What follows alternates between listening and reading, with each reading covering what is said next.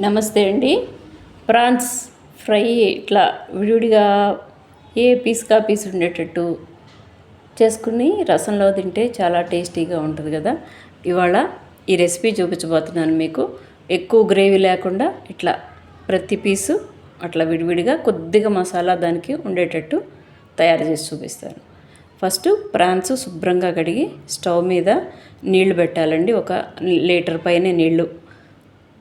ఇది KG prawns అనమాట. అవి కేజీ పైనే ఉన్నాయి, కొద్దిగా ఎక్కువే. ఆ నీళ్లు బాగా బాయిల్ వచ్చిన తర్వాత నీళ్ళల్లో అట్లా వేసేయాలి. వేసేయగానే స్టవ్ కట్టేయాలి. ఆన్లో ఉంచకూడదు అనమాట. నీళ్లు బాయిల్ వచ్చిన తర్వాత వెంటనే ప్రాన్స్ వేసి కట్టేసి అట్లా కలపాలి. గిన్నె దించేసి స్టవ్ పక్కన అట్లా ఆరనివ్వాలి. కాసేపు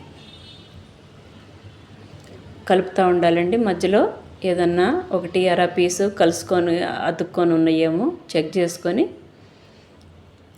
బాయిల్ అయిన నీళ్ళల్లో జస్ట్ ఉడుకుతాయి అన్నమాట. వీటిని ఒక స్ట్రైనర్లో వడపోసేయాలి. నీళ్ళన్నీ పారపోసేయాలి. వడపోసి అట్లా నీళ్ళన్నీ ప్రతి డ్రాపు కిందకి వెళ్ళిపోయేటట్టు ఆరనివ్వాలి. ఫస్ట్లోనే ఇట్లా ఆరబెట్టుకోవాలన్నమాట. తర్వాత మసాలా రెడీ చేసుకుందాం. దీనికోసము మామూలు గరం మసాలా అది కాకుండా దీనికి సపరేట్ మసాలా తయారు చేయాలి. 2 స్పూన్లు ఆవాలు వేసి దోరగా వేయించాలి. అట్లా కలర్ వచ్చాక వేగినట్టు గుర్తు. చిటపట్లాడుతూ సౌండ్ కూడా వస్తుంది అనమాట. అప్పుడు దించి 2 స్పూన్లు ఆవాలకి 4 స్పూన్లు ధనియాలండి కొలతది. కానీ మొత్తం ఈ మసాలా అంతా దీంట్లో వేయట్లేదు. లవంగాలు 4. స్టవ్ ఆపిన తర్వాత గసగసాలు వేయాలి.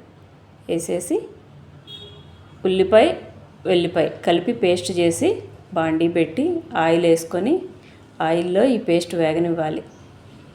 బాగా గోల్డెన్ బ్రౌన్ వచ్చిన దాకా వేగనివ్వాలి. ఇప్పుడు ఇంకొద్దిగా వేగనిచ్చేసి క్యారమలైజ్ అయినట్టుగా ఆ కలర్ వచ్చిన దాకా వేగనిచ్చి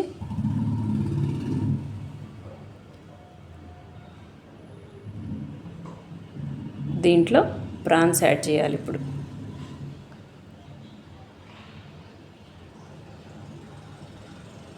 దీంట్లో మనము ఆల్రెడీ ఉప్పు ఏమీ వేయలేదు. ఇప్పుడు మాత్రమే ఉప్పు కారము అన్నీ యాడ్ చేయాలండి. ఉడకబెట్టేటప్పుడు అది ఏమీ వేయలేదు.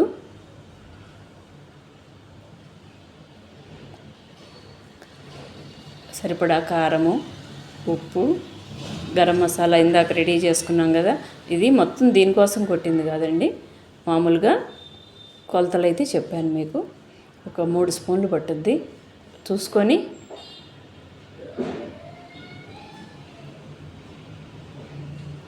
కలిపేటప్పుడు మధ్యలో గరిటె పెట్టేసి కలిపితే చిదిరిపోతాయండి.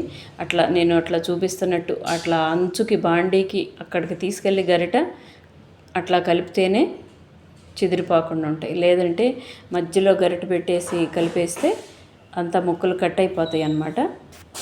అట్లా చివరి నుంచి లాగి అడుగు నుంచి అట్లా తిప్పేస్తే చెదిరిపోకుండా ఉంటాయి. అన్నిటికీ మసాలా పట్టుకుంటుంది. ఇప్పుడు రెడీ అయిపోయిందండి. చివరిలో కొత్తిమీర వేసుకుంటే మీకు ఈ రెసిపీ నచ్చితే